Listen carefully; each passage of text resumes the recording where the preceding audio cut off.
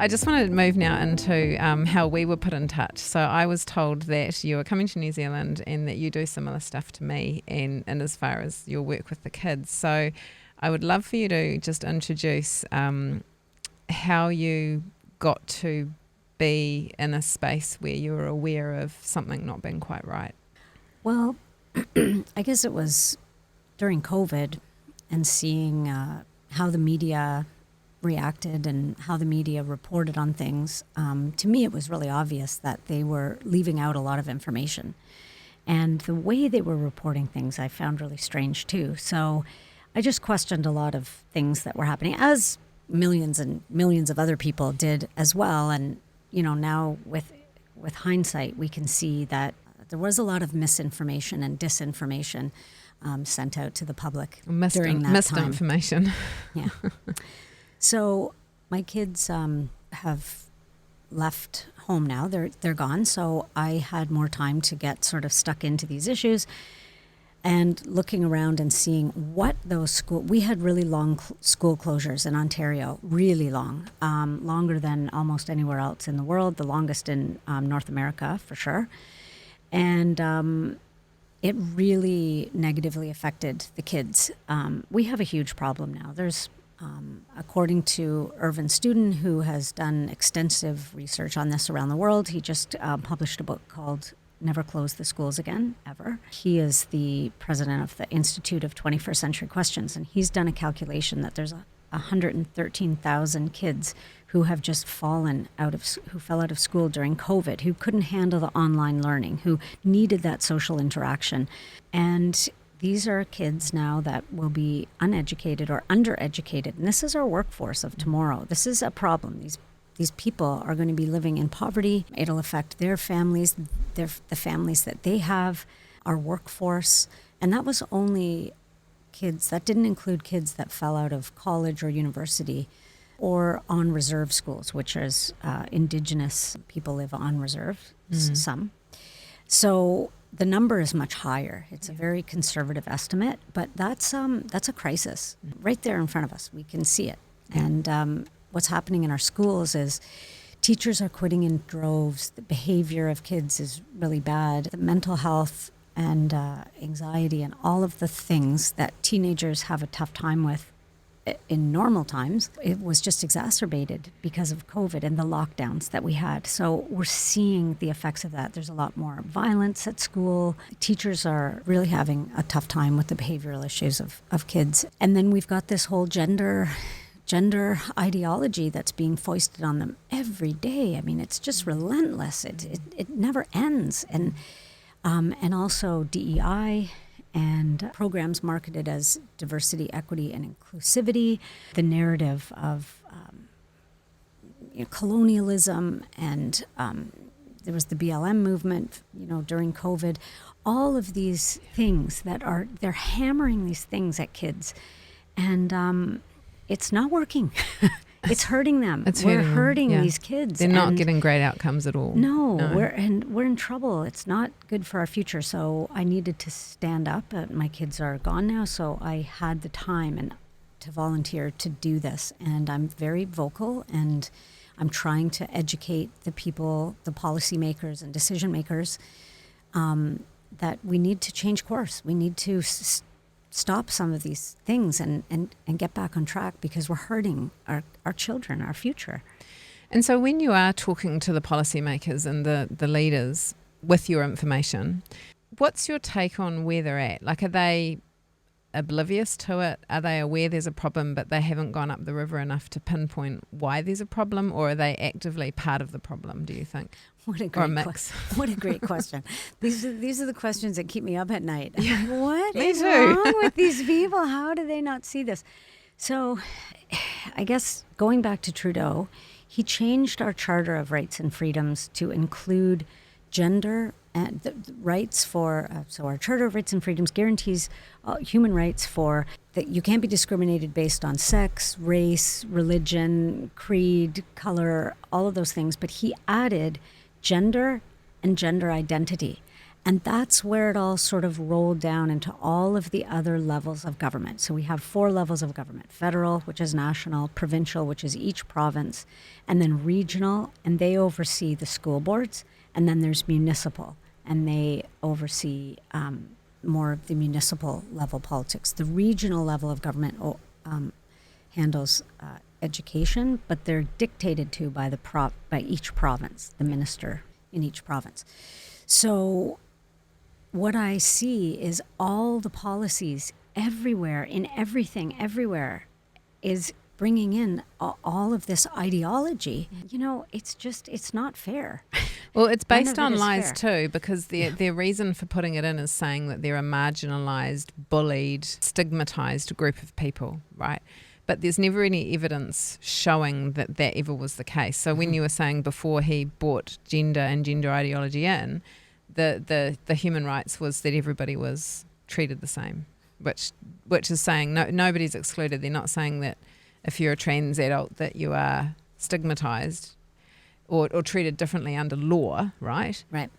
So they've created this narrative where they're saying we're stigmatised. Now here in New Zealand, they really created the narrative over one event, which was when Posey Parker came in, and so they actually activated the trans rights activists there, and then because of the way that the media spun it, that now shows up in school education as well as in the media and writing, saying that's basically their reference when they say that trans people are treated poorly. Well, they were the ones coming in harming. So they create the narrative on very flimsy evidence because you can just go with common sense. No, I mean, we weren't seeing trans people being mobbed in the street or anything. That was never actually a thing, right? So I'm assuming that that's the same in Canada. They've sort of manufactured their so-called problem in order to say we've now got to treat this cohort of people special. Trudeau, again, going back to Trudeau, he is a big fan of identity politics because it helps to divide people. And this is especially a problem in our country. So we have the Charter of Rights and Freedoms, which I've mentioned. We have in Ontario, we have the Ontario Human Rights Code. We have hiring laws, the workplace safety, health and safety that all employers have to go by.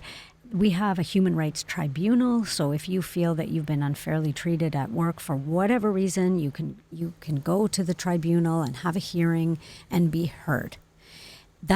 These documents apply to everybody. So nobody was discriminated against.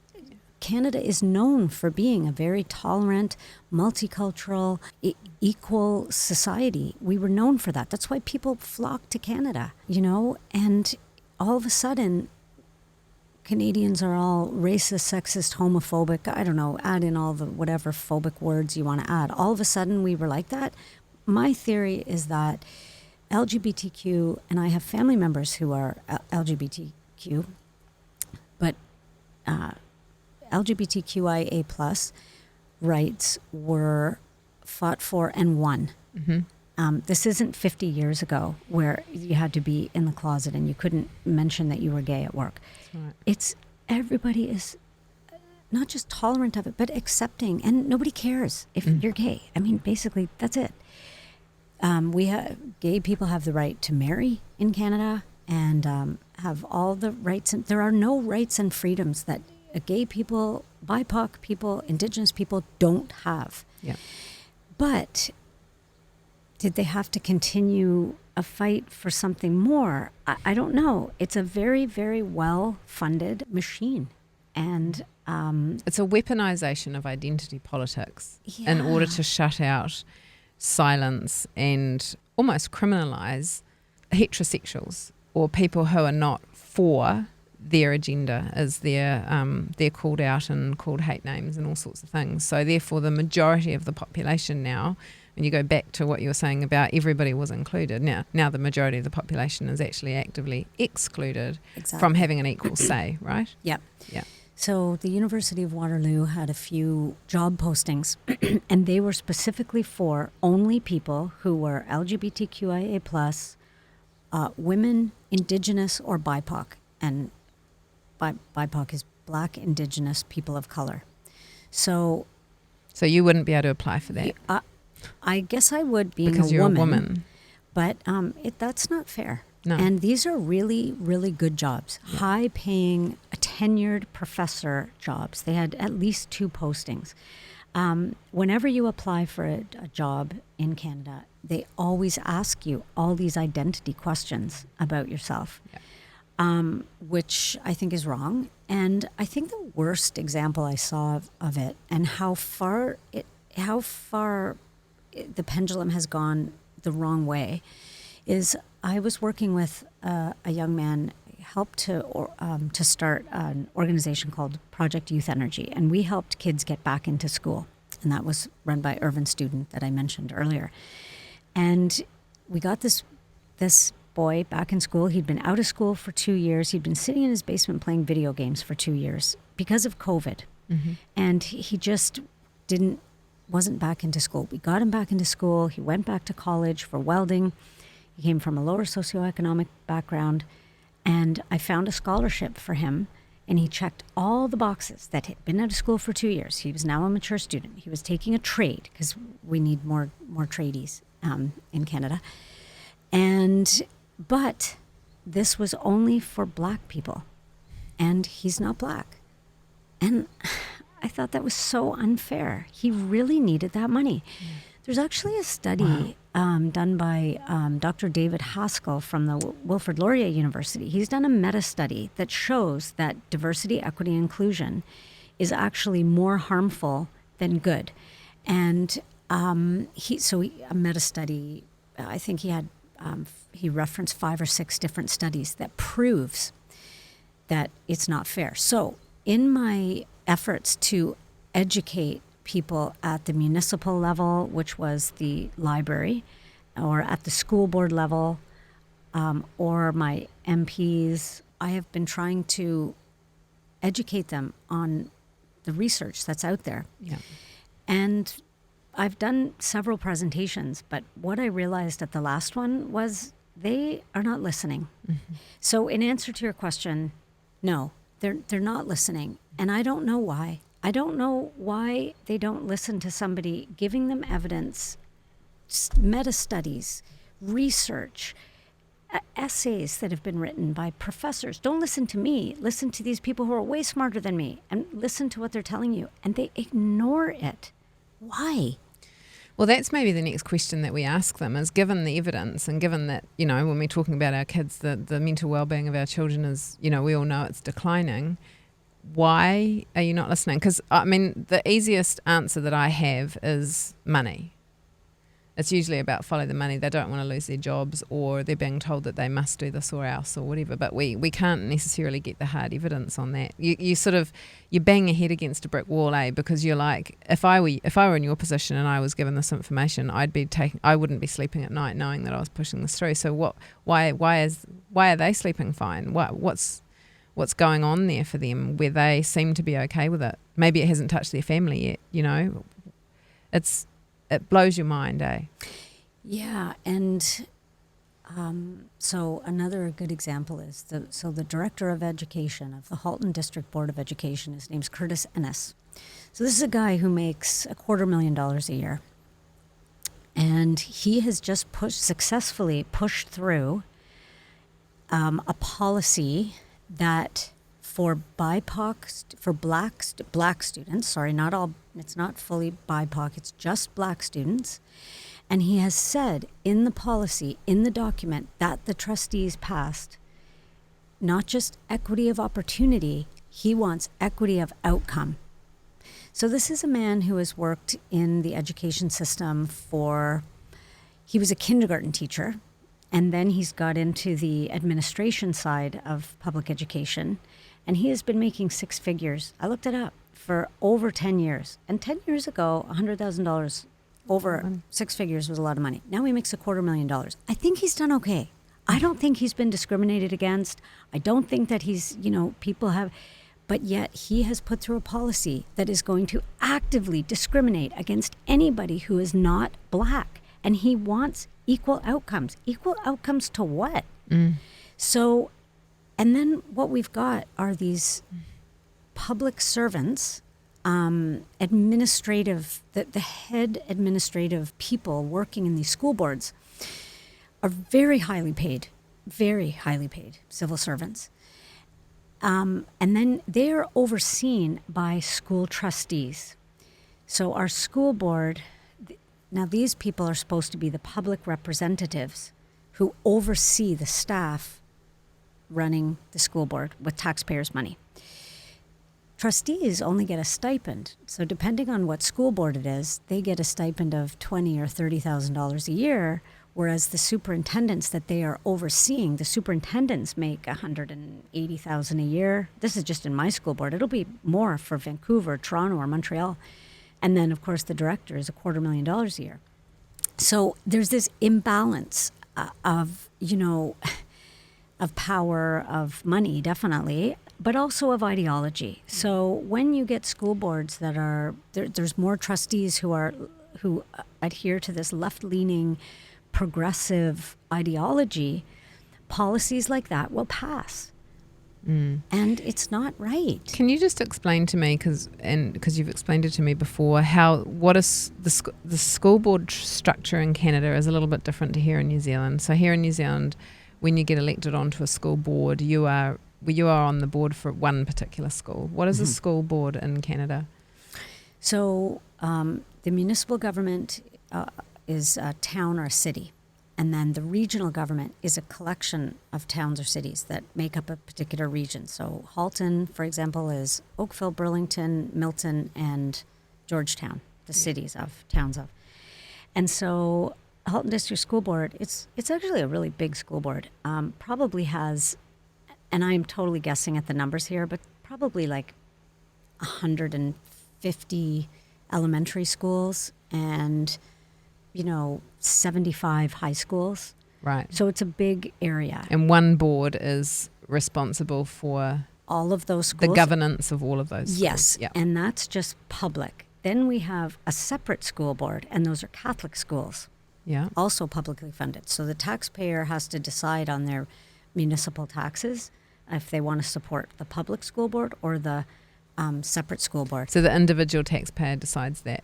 Yeah, when you pay your property taxes. Okay. Because you're automatically taxed for education. And then there's also the French school board that's public and Catholic, and they speak French all the time at those schools. Yeah. So, and then there's private schools and, yeah, that people just pay for out of pocket. So the school board members who are responsible for a cohort of schools in their area, is that a full-time role and they take a salary for it? No. The trustees, it's a part-time thing, and all the boards operate differently.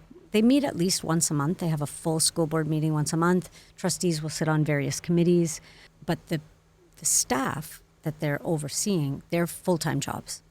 Yep. Yeah, it's a bit different to here. Yeah, we have a parent at a school gets to elect in other parents who have been nominated, and they're just looking after their school board, and they get paid about $50 or $60 a month to do that role, but they're in charge of the governance and the decisions that are made at a policy level at that one particular school. Right. So yeah, but there isn't a lot of autonomy for that board of parents to actually do what's right in their local community for their children in their area. They're told what to do from the policies and guidelines of the School Trustees Association. So they're still getting a push down from above as to this is how you're going to run the school. So yeah, they're not very, in my mind, they're quite impotent. They're just puppets of what they're being told to do. And I think that became a lot stronger over the COVID years and since then. Yeah, so it's hard because you go into a school board situation thinking that you can really affect change on behalf of the other parents at the school, but actually you just get told how to do it. That's my cynical take. If anyone that's listening disagrees with me, I'd love to hear from them, but that from being on a board, that's what it did. So tell me your journey around books and libraries. So that's probably the first delegation that I did was to the Oakville Public Library, and that was about Drag Queen Story Hour. Which I think is wrong, and that's all I'm going to say about that. So I did a bunch of research, and I went to that board, the library board. So the people who sit on that board also, it's the same sort of structure. The board oversees the staff. The staff are paid by taxpayers at the public library, but this board, and they don't run in an election like school trustees do. School trustees have to run an election like a politician. It's actually a low-level political job being a trustee. It's often an entry point for people to aim higher. But the library board, it's interesting. They get appointed by the mayor of the town or councillors. They're appointed. And who we've got on that board, our library board, there's somebody who's a very high finance person, like CFO of the Globe and Mail newspaper. If you heard of the Globe and Mail newspaper, it's a national newspaper in Canada. It's like the New York Times or the Washington Post, something like that. Like it's a big newspaper. So she sits on that board, and then a CEO or a director of the United Way, an NGO, a huge NGO in town. She sits on that library board as well. So it's, these people that are in... strategically powerful people for a library, which, we've got in our heads that libraries are sort of quaint places, innocent places, right? Not politically ideological places. Yeah, so the reason that I started with the library is because it's a public library and I can get into the library and see what books are in this library. Well, you cannot swing a cat without hitting an LGBTQIA+ book. Or video or comic book, or there's so much material on it. It's shocking, actually. And what I wanted to know was what books are in the school libraries, but I can't get into a school. I don't have kids in school, so I cannot get physically into a school. They're very strict with that, which is good. So I checked this out, and then as I did the research, I found out that the librarians of the municipal libraries meet regularly with the librarians from the school boards. So they talk about the same books. They're all buying from the same publishers. It's all about learning. So they meet all the time. There's a national librarians convention, and they're all there. There's provincial library conventions, and they all go. So they're all reading from the same playbook. So some of the books I found, there's just so many, but there was one in particular, and I don't even like to give it any advertising, but I have to say it. It's called If You're a Drag Queen and You Know It. It's not an original work of art. It's a takeoff on that old children's rhyme, if you're happy and you know it, clap your hands. Mm-hmm. But if you're a drag queen and you know it, Lil Miss Hot Mess, who published this book, encourages kids to give a wink, blow a kiss, shake your bum, which to me is overly sexual for a child. Far more sexual than clap your hands, stomp your feet, turn around. It's innuendo. Yeah. So I looked into it, and the guy's real name is Harris Kornstein, and he sits on the board of Drag Queen Story Hour, which is an American organization. It's got its other branches in other parts of the world. I think it might have one now in Canada. So Harris Kornstein co-wrote the manifesto for drag pedagogy. Drag pedagogy, the playful practice of queer imagination in early childhood. And what they say in their manifesto is that drag pedagogy, it's not just a person who is theatrical and creative dressing up and reading stories to children. There is a much more insidious goal behind this drag queen story hour, and they admit it. They write it in their manifesto. They want to undermine the traditional notions of sexuality. They want to replace the traditional family with an ideological family, arouse transgressive sexual desires in young children. Christopher Rufo wrote an amazing essay on drag pedagogy, on Harris Kornstein's manifesto. And he points out that the writers of that manifesto talk about the words acceptance and inclusion. So you always hear those words that, we have to be accepting and inclusive. You hear these words, and they say, of course everybody wants to be accepting and inclusive and not mean. Nobody wants to be mean to anyone, but they weaponize those words. But what's more interesting is that Harris Kornstein, in his manifesto, they openly admit that this is mere marketing language that is used to push their real agenda. So here I am trying to teach these people, this library board, who you'd think would be so interested in reading and books and research and information, that they could not have cared less.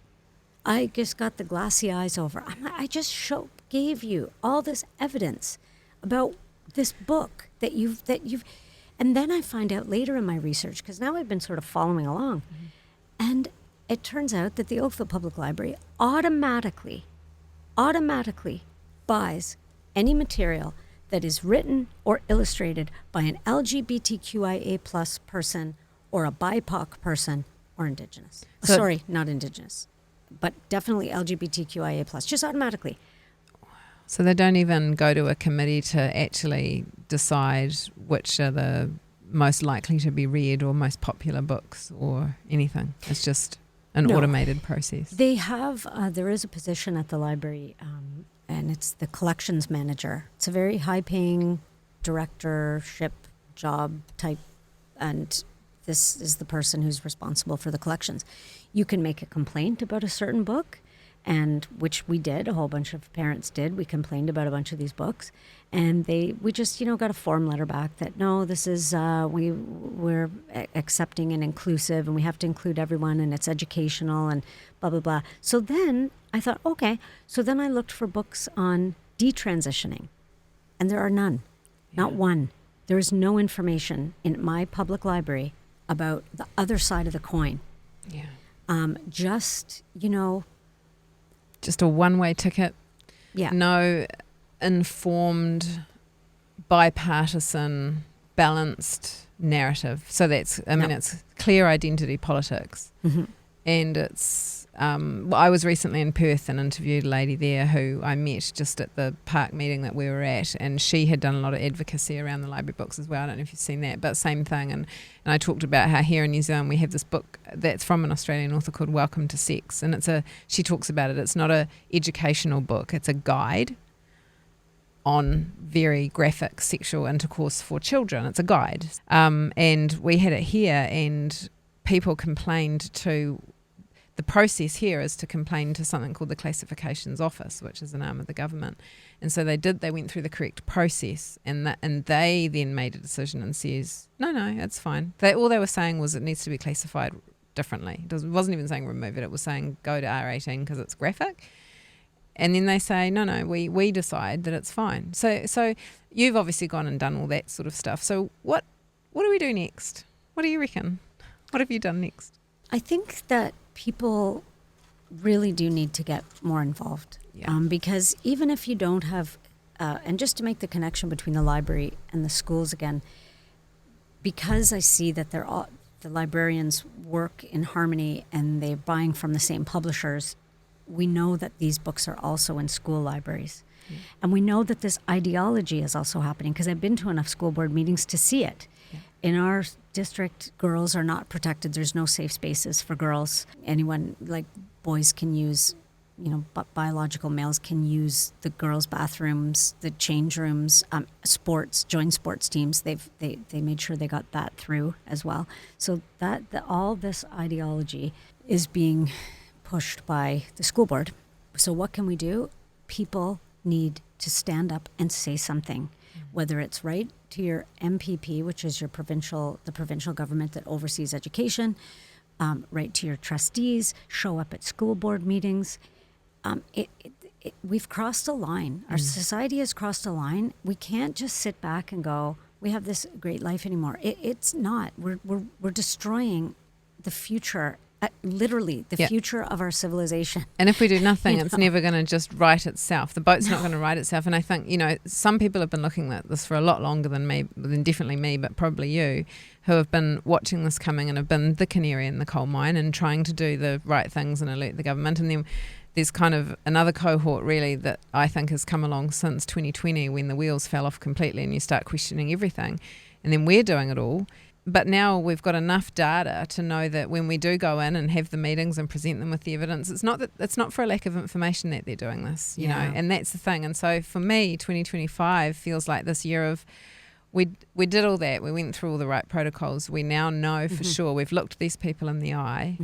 They're not the ones on the ground having to deal with the fallout of this. They're the ones who are clearly being told what to do from somewhere else. And so it really is that whole grassroots. It comes down to we can move quicker than anyone else. Like what do we do? And the first thing is to have the courageous conversations and get more people spending some time admitting that this takeover happened when we were doing other stuff, or we weren't quite sure, or we were wanting to believe that it was an accident, wanting to believe that we just got a couple of people out or just exposed them, that would go. But you would find, the same as me, the more onion layers you peel back, the deeper and darker it gets, the more money you find, right? The more people are all connected to each other.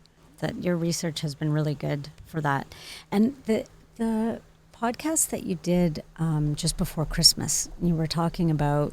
That was the review of the relationship and sexuality education. Yeah. And you were talking about how there's... it's not a balanced approach, that there's only that one-sided approach. That's when it sort of clicked for me. I was like, that's so true. They don't have those books in the library. That's right, because I've looked those up. I sort of forgot about that part. And then the other thing was your friend was saying that, or your interviewee was saying that the parents who went to that meeting were making points and saying things to the authorities, and they were nodding their heads, yes, yes. And then none of that information was included in the report. Yep. And that's what's happening in Canada too. They're just not listening. No. And consultation is not what we would consider well, and I said it in that last interview, is if I were running a consultation, because a consultation is run because we're genuinely wanting to know how to get the best outcomes, you would put everybody's cards on the table with no agenda at all, and you would say, with everybody's data, let's just neutrally look at this and pick through it and figure out what's the best way forward. That to me would be a comprehensive consultation. And I'm not an expert, but that's just common sense. But if you've got people coming in with a particular agenda who just says absolutely none of that conservative stuff, none of that abstinence stuff, it's all going to be this, then we have to ask, is this a consultation, or is it a tick box exercise? So they say they've done a consultation because they're going to steamroll something anyway, but because they've done the tick box, well, they can say, well, no, we did ask you.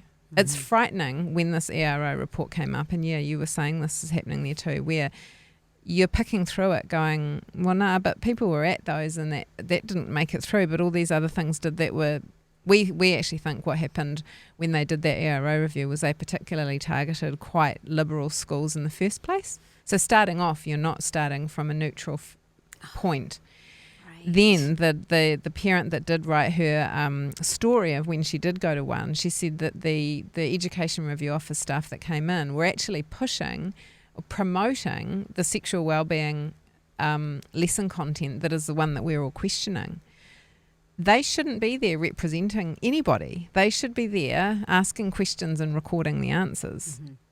So therefore, it's not a consultation. They're not neutral. They're not neutral. They have an agenda. Yeah. It was Wellington, wasn't it?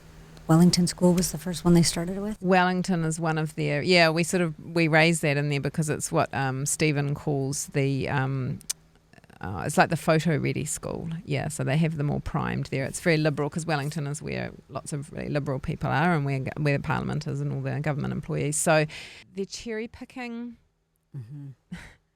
They're cherry-picking in 100 different ways, and we're out on the outside, and all we can know is the information that comes in. And as a common sense person, you'd think it would be balanced, and it's not until you take the effort to look that you're like, well, it's not balanced, it's actually not evidenced. And the other side of it, and you would have looked, is the research that they draw on the surveys, the surveys about these LGBTQ students and all of this. That data is flawed as well, and or it comes from a very, very small sample size. So it's not actually like from a research from a research quality point of view, there's no quality to that data. I'm assuming that that's the same. Yeah, I've seen a few studies come out at the school board that were, 6 people. They asked 6 kids a question. I don't know. Yeah. But what's to do? So people have to get up and they have to vote. They have to find out who's running in there for office and make sure that they're supporting candidates that support some common sense, some middle ground. Just want some middle ground at this point, you know? Do what's right. We have to be fair. We can't keep saying that. We can't keep funding special interest groups only and leaving everybody else behind. That's not fair. No.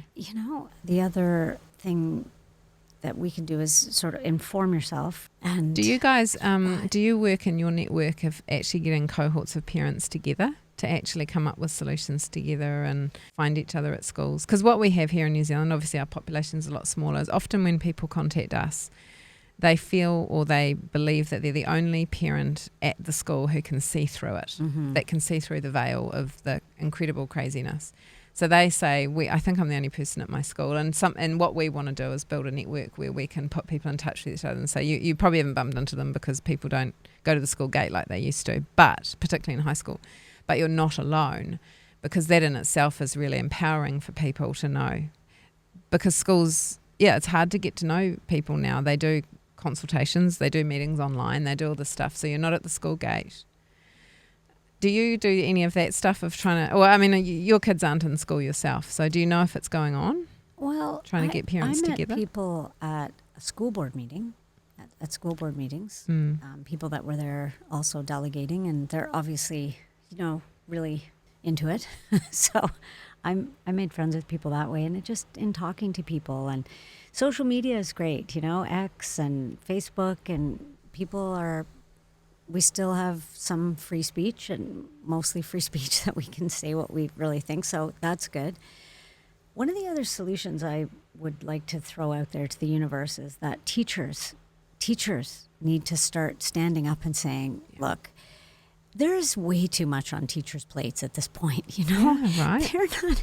They are not equipped to handle some kid who thinks they're born in the wrong body and wants to cut off body parts. They're teachers. They're just teachers. God love them.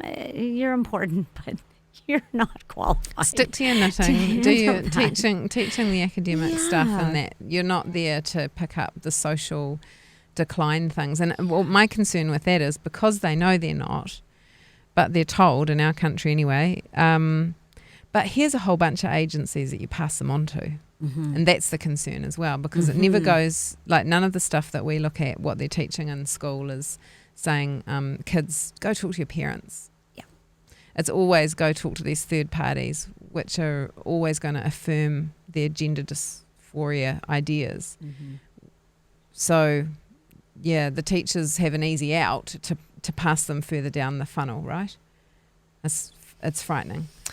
So that's the last part of it, is that parents need to be informed by the education system, and teachers and educators need to say, you know what, that's their parents, and they have the ultimate jurisdiction over that child, not you, not the school board, not the ministry, not nobody, but those parents. And it's up to them what they want to do. So we need to take it out of education, take out the DEI, take out the politics, take out all of that activism. There was a kid testifying, a 12-year-old, at a federal committee in Ottawa a few weeks ago. She transitioned to a boy, and there was a well-known activist, Faye Johnson, was sitting behind him, obviously spurring him on. And he said, I remember, and these MPs are tripping over themselves to talk to her. This kid is 12. What a load. You are taking your advice and It's your shameful. direction from a 12-year-old, but yet school board trustees won't listen to a 50-something person who's done a bunch of research and is giving you evidence, but you're going to take advice from a 12-year-old. Come on, be the adults in the room, So that's happening because of the United Nations Convention on the Rights of the Child being weaponized, right? Yeah. I think so. Because then they push it all through legislation and policy, and then they're referring back to the United Nations Convention on the Rights of the Child. We talk about it in our roadshow videos and other places, because they're taking what may have at one point been a positive document. Yeah, we want all the nice things for our children.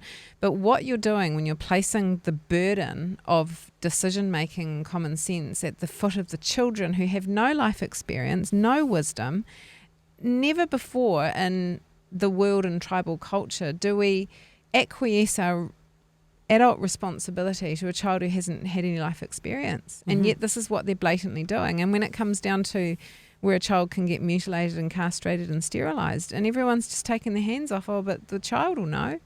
Well, what if the child gets up the next day and decides that they don't know? It doesn't make sense at all. And so for me, it looks to me like a weaponisation of law. And when you go back to what you were talking about with Trudeau and how he brought in gender and gender identity. So it's the word spells that come in that seem innocuous at the time. Like they've been using gender instead of sex on forms for years. So they've slowly cooked the frog. And now we're at the point with this gender instead of sex thing that at our school enrolment forms, you have to put their legal name and their gender, and their gender's a drop down of a bunch of different options. It's not, sex isn't there at all. Unless it says sex assigned at birth, but what do you identify with now? That's the slowly result of embedding something way back then when he did, and it happened here in New Zealand as well. So we have to stop and be honest with ourselves about what we let happen to us when we weren't looking. Yeah. Well, I always say that the Marxists and now neo-Marxists are masters at manipulating language. And the other thing they like to do to divide and conquer and get people angry and fighting and militant is this perpetual victimhood, the oppressed oppressor.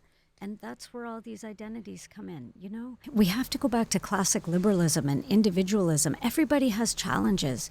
Everybody has wins and losses. That's life. You win some, you lose some. And it's not always because you're this or that or the other thing. Sometimes you just don't get the job. Sometimes, you know, somebody doesn't like you. Maybe they just don't like you, or maybe they had a bad day. It doesn't mean because you're, you know, fill in blank here. It's not always that. And when we are defining these kids who don't even know themselves yet, we're telling them at a very young age, you're a victim, you're never going to amount to anything. You're because you're this, that, or the other.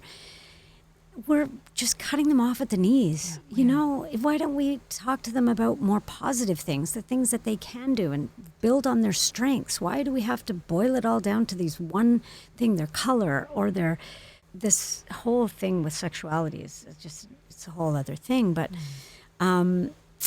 back to that, there's another woman, Pamela Buffoni. She started the Canadian Gender Report, and she's pointed out that Sweden, Finland, Norway, and the UK are implementing more cautious protocols for gender questioning kids, and Canada is not. So for socially transitioning, the EU is saying that this is a psychotherapeutic intervention, but in Canada, we're supposed to celebrate it and kept secret from parents. That's wrong. That's right. It's wrong. When it comes to puberty blockers and cross-sex hormones, those countries are also putting age limits on it. Nobody under 18.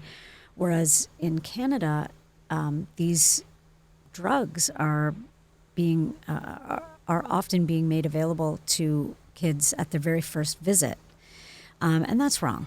You know, it takes a little bit more than that for these things that could affect them the rest of their life and make them sterile, hurt their bones. I mean, there's all kinds of health problems that these things can cause. Yeah. And we know this. As for surgeries, these countries and the EU as well is saying nothing under 18, but in Canada, there's no lower age limit. One of our premiers, Danielle Smith, has brought in an age limit, and I think she brought in 16 as an age, no surgery under 16, no hormone blockers and puberty blockers, 16 and under, and I think surgery 18 she made it, and people are flipping out. Why?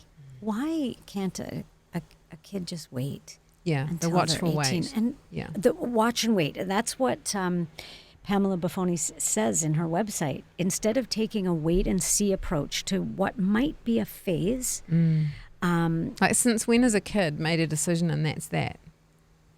I mean, I don't think that I did that until I was probably in my late 20s. Yeah.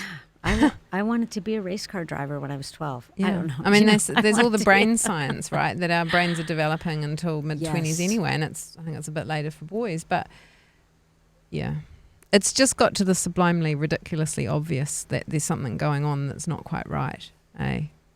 Yeah. Yeah, so people just have to be aware and get involved and say something. And on the Let Kids Be Kids website, Yeah. there's a ton of resources on here too for parents. Yeah, so if you jump onto New our Zealand. resources page. So we've got a few things on here. So we actually put the notice of parental authority because, you know, and we talk about the words and word spelling. We believe in parents saying the authority is, and you said it before, is the authority is with the parent, not with the state. The state does not have ultimate authority over your child. And so it's actually front-footing it and saying, well, actually my authority is I don't want my children, this is particularly about participating in the school surveys, the social emotional learning, which is the heads assessment that we pulled up, but there's lots of other ones as well. This is how they're funneling it through. They're asking quite invasive questions about gender and other things through surveys. So it's not even inside the relationship and sexuality education classes. It's coming through their wellbeing programs. Mm-hmm. Yeah. So, you know, places like Let Kids Be Kids. Parents don't have to reinvent the wheel, or people, not just parents. Even if your kids aren't in school, this is the future of our society. Yeah. What's happening? So if you're a business owner, if you live in society, this is going to affect you somehow. It's going right? to because So you're not you going to be should- able to employ. Yeah. Do you mind just going to our Substack? Because one of the things we talked about before we were recording was the power of the teachers' unions underneath. Websites like yours and the other one have so many good resources on it for people. No one has to reinvent the wheel. They don't have to write the whole letter by themselves. There's a lot of us have done talking so about much stuff. of the work Yeah, for them that, you know. and trying to have a solution. So have a template, have a question, have a support network or something like that. So this was back in October 2024 where we found the Post-Primary Teachers Association, which is the high school teachers union in New Zealand. So they had their annual conference and they were bringing these papers to the conference, and one was a constitutional amendment to the union that they were going to remove he, she from the constitution document and replace with they, them pronouns. And then the other was that they were encouraging rainbow or queer liaisons in every high school, and they were going to get paid $1,000 a year for the extra workload of being a queer liaison. So you were mentioned to me about it being driven through the unions in Canada. What can you say about that? Our unions are very, very powerful, our teachers' unions. 2 premiers ago, Kathleen Wynne is a socialist, NDP, and she really kowtowed to the unions. But, I mean, they have been running the show for decades Long now. time, yeah. My oldest daughter went through school, and there were 3 strikes when she was in school. So from JK to 12, 3 times the teachers were on strike in that many years. You know, and they are the highest paid teachers in the country, in Canada, the Ontario teachers. Right. They're very well paid. But their union is really militant. And now they've taken on the cause of Palestine. We have protests. We have protests every other day in all our big cities. Yeah. And the teachers' unions are involved in those. Yeah. Yeah. Yeah. And that's crazy change. These are the rapid changes that we're seeing societally, right? Because, you know, I've never worked in a role where I've been a part of a union, but my understanding of a union was that they were lobbying on behalf of its members. But this stuff is lobbying on behalf of a global or government narrative to its members, not asking, you know, most members are there paying their union fees because they want to ensure that they have better working rights, or they have pay parity, or that they have fair holiday pay, or whatever it is. Like, they're worried about that stuff because they've got to feed their kids. This stuff isn't what most teachers would expect to find their union fee going towards, right? So something recently happened with OPSU, which is the Ontario Public Service Union. There's a Canadian Public Service Union and the Ontario, the provincial ones. And this guy, Fred Hahn, is the head of OPSU. And when October 7th attack happened, he said, yay, Palestine, or he celebrated it, but it wasn't just like, yay, this is a, he cheered that this was a fight for freedom, and all these people had just died. It was literally like the next day after the attack happened. It was so awful what he said. And the Canadian arm of OPSU was trying to told him to step down, and he won't. Wow. So you always see him at all kinds of protests, whatever the protests are. So the unions have sadly, have become these very militant.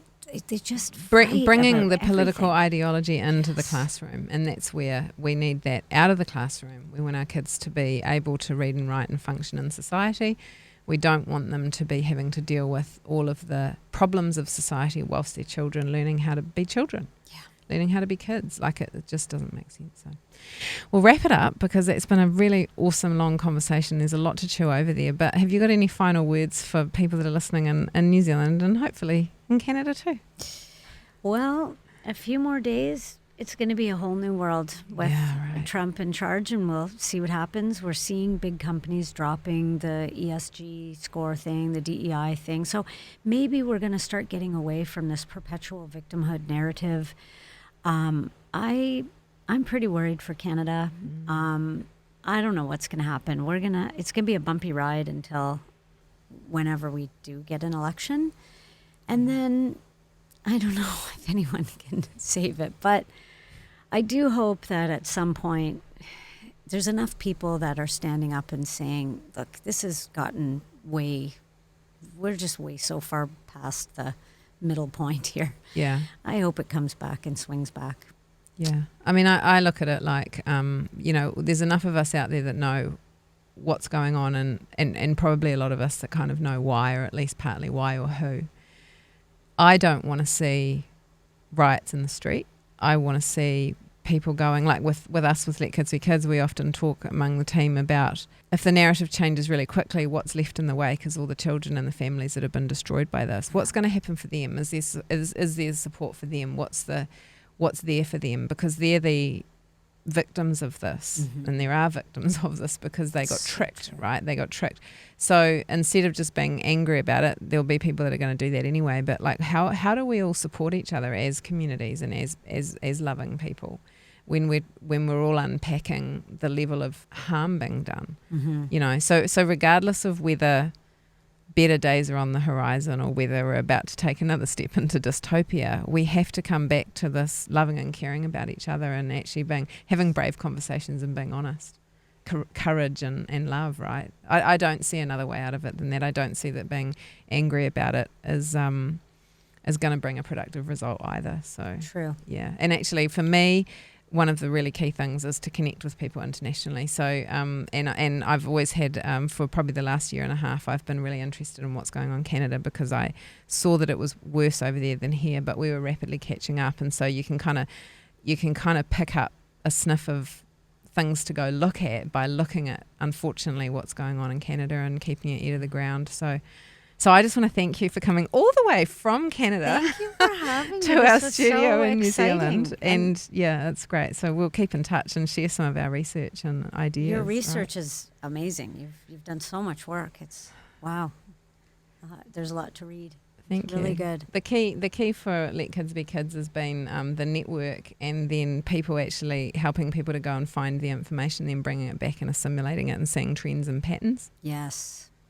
Yeah. So then you kind of know what you're talking about. And then when you compare it to what's going on overseas, you're like, I know that what I'm saying. So the library stuff, the drag queen things, it's a pattern. It is not an organic positive shift for society. Something's going on. So yeah. Yeah, so thank you, Liz. I'll enjoy the rest of your time in New Zealand. Okay, I will. It's beautiful country.